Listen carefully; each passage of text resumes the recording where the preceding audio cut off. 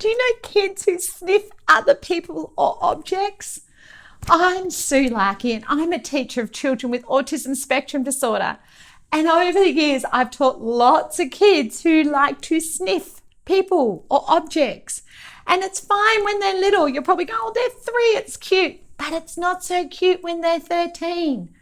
I get lots of emails every week from parents, carers and teachers with older kids who are still sniffing people and things, and it's really not appropriate. I agree. So what do? I would try getting a tissue or a handkerchief or some cloth and putting the smell they love in there so they can take it out and smell it. Give them a replacement.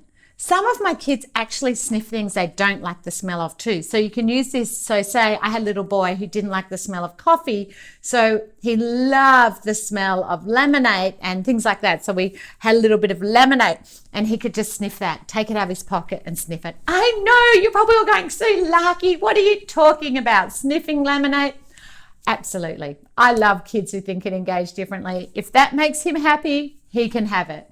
So this week, try telling the child what to do, what to sniff, when they can sniff it, and encourage them to sniff something else other than people, objects, and some of the unusual things they sniff. Good luck.